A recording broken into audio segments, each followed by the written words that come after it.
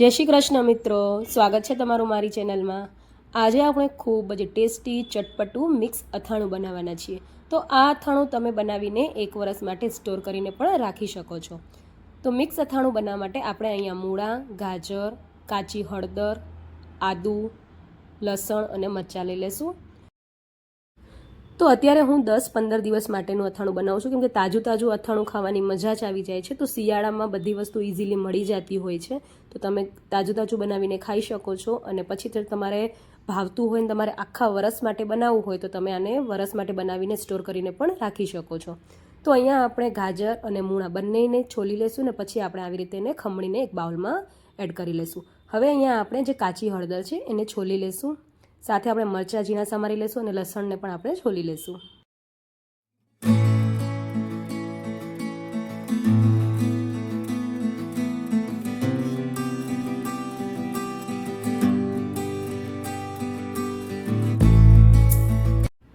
હવે આપણે એક ચોપર લઈ લઈશું, એમાં આપણે જે મરચાંને સમારીને રાખ્યા હતા એને આપણે ચોપ કરી લેવાના છે। તો અહીંયા ચોપરમાં જો તમે ચોપ કરશો ને તો એકદમ ઝીણા મરચાં સમારાઈ જશે। જો તમારે હાથથી ચોપ કરવા હોય તો તમે હાથથી પણ એને કટ કરી શકો છો, પણ એકદમ ઝીણા આપણે આવી રીતે એને કટ કરવાના છે।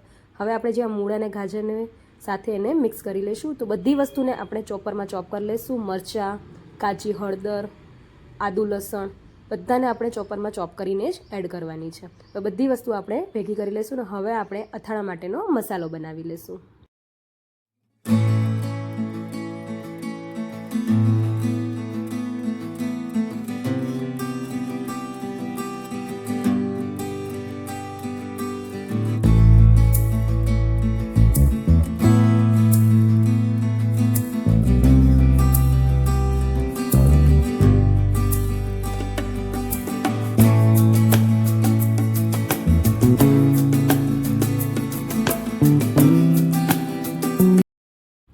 તો અહીંયા બધી વસ્તુ ચોપ થઈ ગઈ છે। હવે આપણે એક બાઉલમાં બધી વસ્તુને એડ કરી લીધી છે।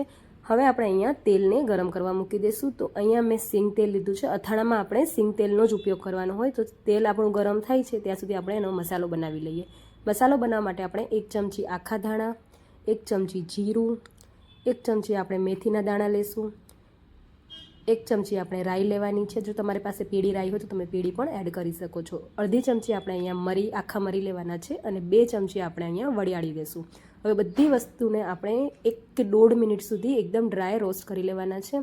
તમે જોઈ શકો છો જેવી રીતે આ રોસ્ટ થશે ને એવી રીતે સરસ એવી સ્મેલ આવવા માંડશે। એટલે બહુ વધારે આપણે એને નથી શેકવાના, બાળી નથી નાખવાના, બસ થોડાક ડ્રાય થઈ જાય આવી રીતે આપણે હાથથી અડી શકીએ, બસ આવી રીતે। હવે આને ઠંડા કરી લેશું અને પછી મિક્સી જારમાં એડ કરીને આપણે એનો પાવડર કરી લેવાનો છે। હવે આપણે આમાં બધાય મસાલા એડ કરી લેશું। તો સૌથી પહેલાં આપણે 3 થી 4 ચમચી કશ્મીરી લાલ મરચું પાવડર એડ કરશું, 1 ચમચી આપણે હળદર પાવડર, અડધી નાની ચમચી આપણે હિંગ એડ કરશું, 1 થી 1.5 ચમચી કે પછી સ્વાદ પ્રમાણે મીઠું એડ કરશું અને આપણે જે મસાલાને પીસીને રાખ્યો હતો એ બધો મસાલો આપણે એમાં એડ કરી લઈશું। હવે બધી વસ્તુને આપણે સરસ એવી મિક્સ કરી લઈશું। ક્યારે તમારે શાક બનાવવાનું મન ન થાય ને તો ખાલી આ અથાણું સાથે તમે રોટલી, પરાઠા, પૂરી પણ ખાઈ શકો છો। એટલું ટેસ્ટી બને છે અને શાકની પણ જરૂર નથી બનતી, એટલું સરસ બને છે। તો એકવાર તમે આ અથાણું જરૂરથી ટ્રાય કરજો, ખૂબ જ સરસ બને છે। હવે બધી વસ્તુ તમે જોઈ શકો છો સરસ એવો મસાલામાં મિક્સ થઈ ગયું છે। હવે ઉપરથી આપણે જે તેલ ગરમ કરવા મૂક્યું હતું તેલ સરસ ગરમ થઈ ગયું છે। તો 2 મિનિટ માટે એને થોડુંક પહેલાં ઠંડુ કરી લઈશું। એકદમ ગેસથી ઉતારીને આપણે તેલને એડ નથી કરવાનું, થોડીક વાર માટે એને મૂકશું બહાર।